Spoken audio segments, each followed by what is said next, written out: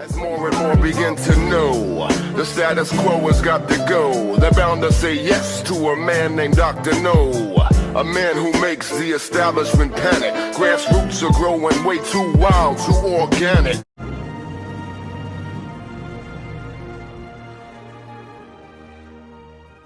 What can the United States do short of the type of phone call you mentioned to keep the Israeli military within the confines of its ability to defend Israel under international law?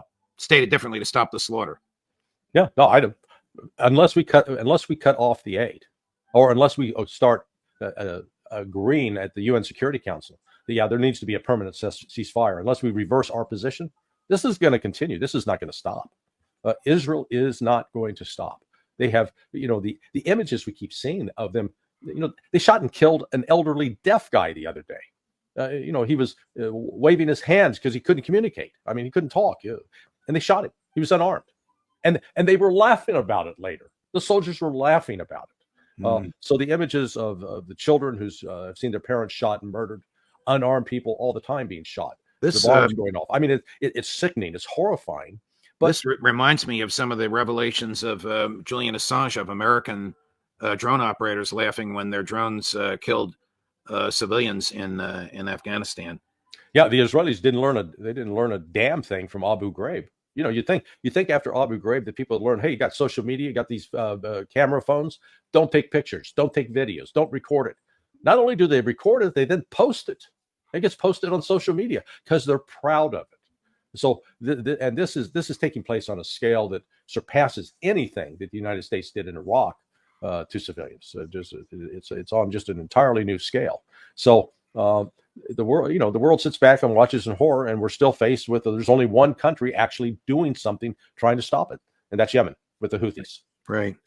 And Mike Pompeo, we now know why he was dancing with the IDF. He said over the weekend he'd love to go back to being Secretary of State under a second Trump presidency, and probably whoever controls the Senate. It's the war party, so it doesn't matter if Chuck Schumer's the leader of the Senate or whoever's going to replace Mitch McConnell. They'll confirm a person with that mentality and that attitude. Yeah, no doubt. But at some point, the United States is going to have a cold wake up call. Reality is going to intrude. I think that will come first via Ukraine, and the likely scenario is that as Ukraine is starting to collapse, the United States will try to intervene militarily. And in the process, we're going to suffer some grievous losses. And it's when you start losing, and when you have people being killed and you're losing, key military equipment, all of a sudden you wake up and go, well, wait a second, I thought we had the best military in the world. Instead, it turns out, as we've said many times, we've got the most expensive, not necessarily the best.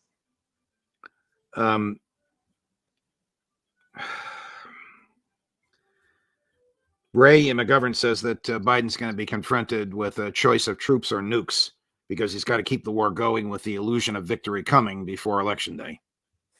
Well, we certainly hope it's not the latter. Yeah, because the United States would wind up on the, we would lose that confrontation for this reason. Russia has developed ballistic missile defense systems. It's not to say that 100%. It's not to say that 1 or 2 U.S. nukes would get through and would kill hundreds of thousands, if not millions of Russians. But Russia as a country, both by virtue of its vast size and its dispersal of population, would survive such an encounter. The United States would not. And, the need for cooler heads for some adults to step up and say, look, wait a second.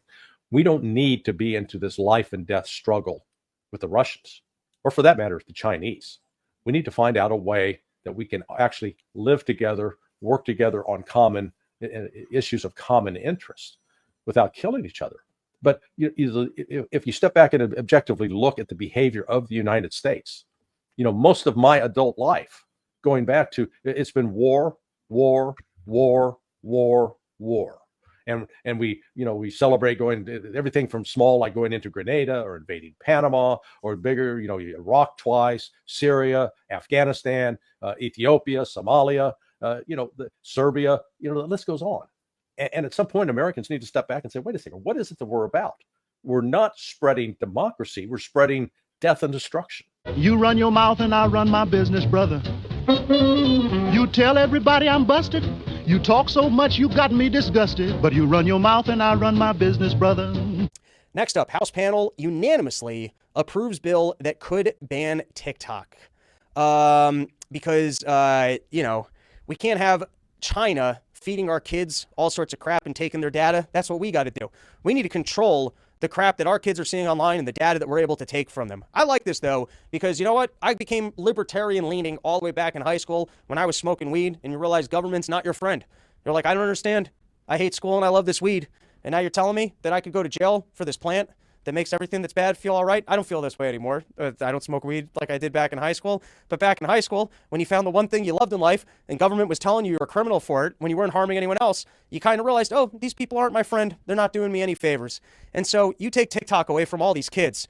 And who knows, maybe 10 years later, they turn around and they realize that all the crap that they were consuming on TikTok and all the thing that China was convincing them of, taking Tide Pods, trying to become trans, praising Dylan Mulvaney, who knows? Maybe they'll all turn around and go, Big Brother really saved me. But I bet in the meantime, you're actually going to wake a generation of kids up to, hey, why are you taking away this thing that I like? I like sitting passively, scrolling endlessly and watching stupid shit, and you're going to take it from me? And now, obviously, the problem here is every time they talk about, well, the data is dangerous. All the data that they can accumulate is dangerous. The things that they would know. Aren't you also showing your cards of what you guys are doing? I mean, why is it that all the companies that you guys work with and you buy data from, we shouldn't be, because governments are, right, because you guys do it. When you're doing it, it's all in our interest. When it's another government that's doing it, it's not. And to what extent does this just favor Facebook and Instagram, who appear more willing? Well, I guess, TikTok even censored even more. And then the next one is I always like showcasing the government regulations that I think really hinder economic growth. And we've also talked about when you had your whole racket of the BlackRocks, the ESG scores, and people trying to say that the Fed should also take green energy into account. Their mandate shouldn't just be a dual mandate of employment and inflation. They should also think about the environment. And so forget whether or not people, maybe what we should do is have 10% unemployment, but, less damage to the environment. Maybe that's the way the Fed should start thinking about things. It's not just about employment and inflation, but it's also, are we preserving the environment? And who knows what that means, or whether or not if we even shut down all industry in this country, if it would make any difference in terms of carbon creation in the sky, and with China and India not just creating more factories and then polluting even more to sell us stuff that we just can't make over here. But guys, it's all in the name of the environment. So anyways, this was from the Wall Street Journal, and it's exploring the SEC regulations that basically companies have to self-report on their, basically how, we're going to read it, maybe I don't have my summary right, but basically how their activities will affect the environment. Two problems with this. One, it creates a framework by which in the future, I guess they could further regulate these companies and further regulate, what they're doing. And two, it takes brain power away from economic growth, growing your company, trying to actually have value and profits, and puts it towards a new form of regulation where not only do you have to run your stress test or this or that to make sure that you're solvent and self-reporting to the government, but you're also responsible for your own. It's like the government wants to regulate you, but you have to do your own homework for it. You have to actually sit down and self-incriminate yourself and hand over the records of what you're doing. It's not even government's obligation to go and do that. All right, let's give it a read. The SEC's Political Climate Control. Securities and Exchange Commissioner Chair Gary Gensler on Wednesday released his regulatory magnum opus, an 886-page climate disclosure rule, calling an election year gift to class action attorney and a financial stimulus for auditors. Progressives have lobbied the SEC to require public companies to make detailed disclosures of their climate-related risks and CO2 emissions. Mr. Gensler obliged. The rule exceeds the agency's authority under the law and imposes new costs on public companies, even if it doesn't go as far as some of Mr. Gensler's friends on the left want. The rules force public companies to report how they assess and manage climate-related risks, including the risks from the government-imposed green transition. Transition risks are broadly defined to include climate-related changes in law or policy, reduced market demand for carbon-intensive products, the devaluation of abandonment of assets, risks of legal liability and litigation defense costs, competitive pressures associated with adoption of new technologies, reputational impacts, and more. In short, companies will have to project hypothetical changes in government climate policies and market demand, no matter how improbable, and explain how they are managing such risks. What about the risk that consumers don't warm to electric vehicles, that governments are forcing automakers to produce, or that climate policies are scaled back as they have been in Europe? Companies won't have to explain how they're managing the more tangible risks. Companies will also have to document spending on climate-related effects and mitigation, including carbon offset to comply with voluntary goals and government regulation. Businesses don't currently. All right, we're going to stop there. You guys can read the rest of this article, but showcasing once again government regulation that instead of just being able to run a business, try and create products that consumers actually want, creating them at better value than your competition so you can grow your market share, create more capital, and then invest in other things that you think consumers will want and do it better than your competition, you have to sit down and try and figure out what businesses the government will actually, it's not about the products or services consumers might want, it's about making investments now in products or services that the government might let you sell, or it might just change the laws in 2 years or give up on some sort of initiative, and then all of a sudden you're losing money because you thought that you were doing something that government regulations were going to make profitable. All right.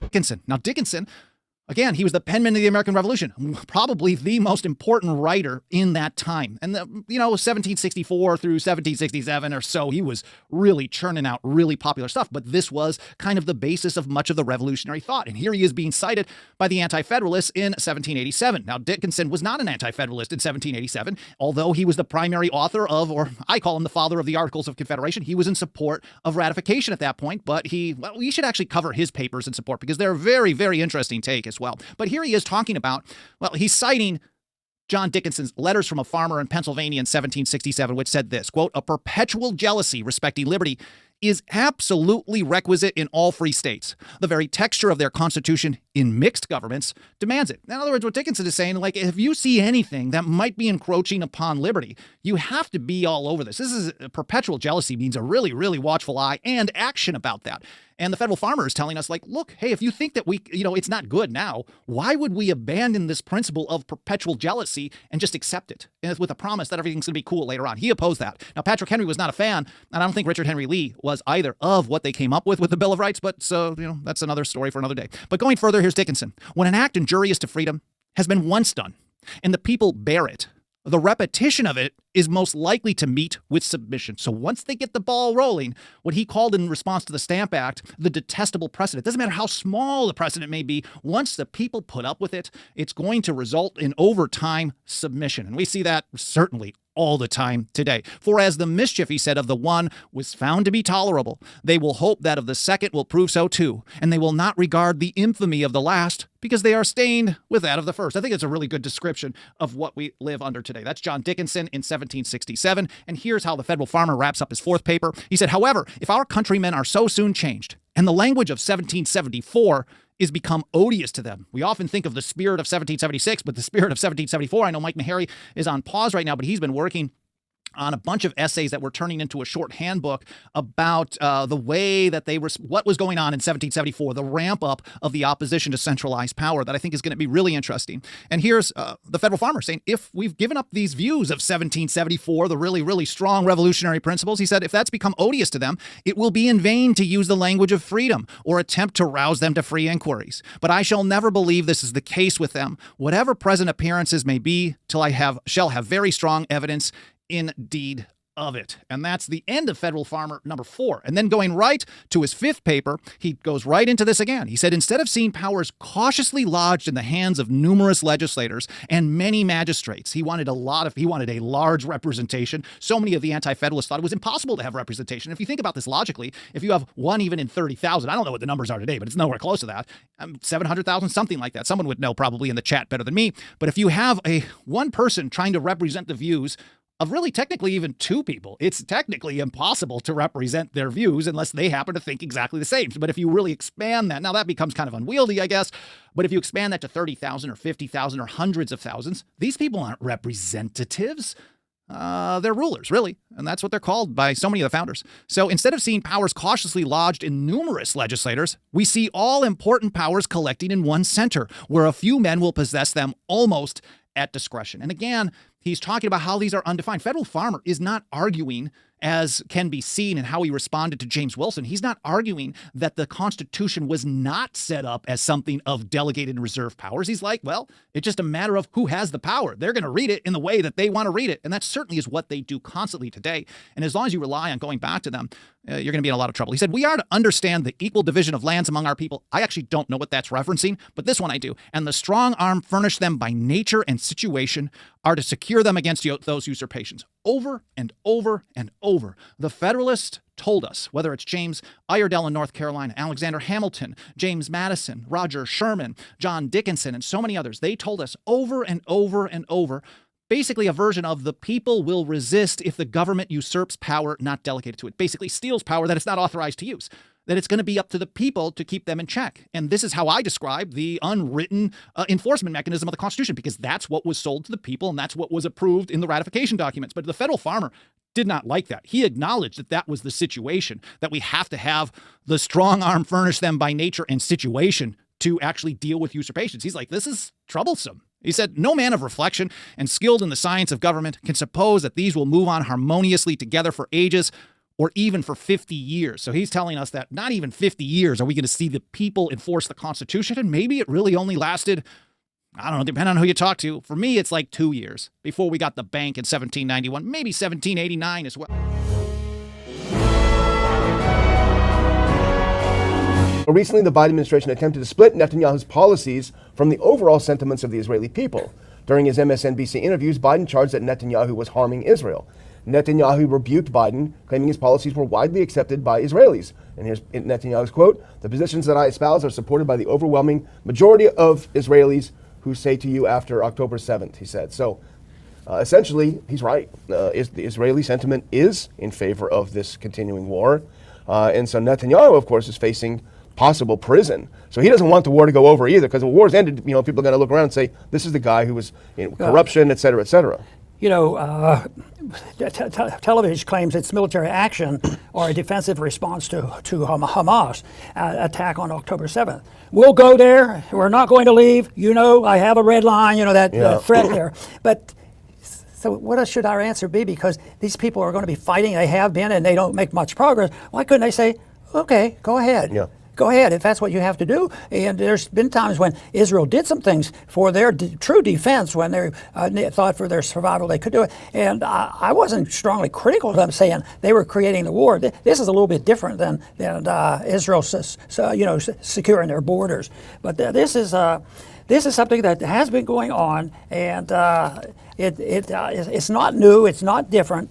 It's part of human nature, but it's part of governments that get involved and that want to be everything to everybody. And the people who they really pay attention to are the people who have money. Then both sides get money, and then both sides have factions. And then the last thing you have is a true republic. You have the fight for who's going to run the dictatorship of the majority. And then and for that reason, it's natural that they'll be involved in elections, to make sure these factions are taken care of, and they want to change all the rules. So, and it's been progressing.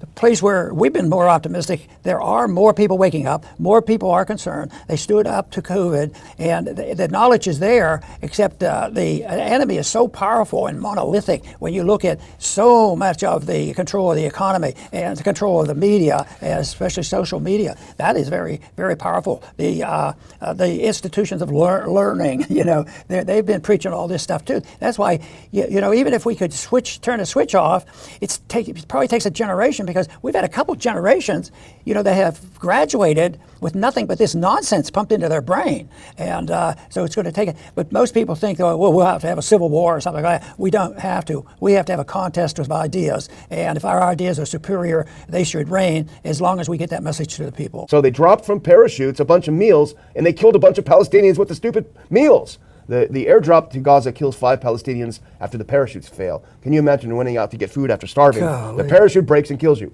So what does Biden come up with? He says, well, I got a great idea. He said it in his State of the Union. We're going to build a pier. We're going to build a temporary port in Gaza to deliver the aid, because killing people with food meals is probably not a great idea. So what does that mean? Put this next one up. This is Military Times.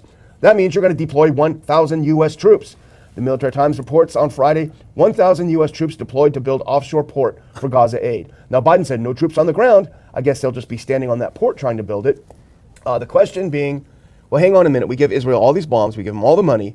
And then we want to bring some food into starving people. They say no. And we say, okay, we don't want to bother you. So we're going to build this port. But the clincher on this one is, and this is Kyle Anzalone from the Libertarian Institute, as he tweeted a couple of days ago, or yesterday, the Biden's Gaza seaport will take months to establish. So this is basically a jobs program for the military. If you are starving today, you're not going to be better off in months when they have this thing built. You know, the authoritarians might not plan every detail, but when a detail pops up and there's an opening for them, they jump in and make use of it to try to promote their cause. But I think one thing that a lot of people get disgusted with is the obsession and the absolute refusal. We don't want to talk to anybody. We are done talking, and we're going to fight till the last person that we need to kill. I think that is even if they were fibbing a little, you'd think, this doesn't make any sense, but they're telling the truth, and of course I think that solidifies the fact that there is going to be no peace there, and at the rate we're going. And I guess that it'll happen when both sides run out of ammunition. But as long as we support one side and pretend we support the other side, there's going to be a lot of ammunition for a long time, and there will be a side that's victorious, but the resentment will just increase. There's liable to be more enemies on the side of the Palestinians as time goes on. If they get wiped off all their territory, and of course it's been the settlements that's been the sore spot anyway, and now we can settle any place we went in the whole Middle East. Palestine is dead, dead and gone, and that's going to stir up some people who've been very neutral. And of course, when it talks about where you should go and what you should do, you know, in many ways very neutral. If there are two people fighting, to pretend that we know which one happened, which one are the good guys, what we do is we end up sending stuff to both sides. You know, so it makes no sense, and that's why a bankruptcy, maybe some good could come from it, but right now all we're doing is consuming wealth and destroying the freedom of. I talk a lot about the freedoms in this country, but I think it's going to be the freedoms much more diverse than that. It's going to be anybody involved. I mean, the people in the Middle East, they don't have much freedom now. How about Ukraine? The people who didn't want to take on Russia or something like that. They are destined to have lost so much, and it continues. So war is not a good idea, and the people who promote it are doing it for very, very self reasons, not for building a republic and promoting individual liberty.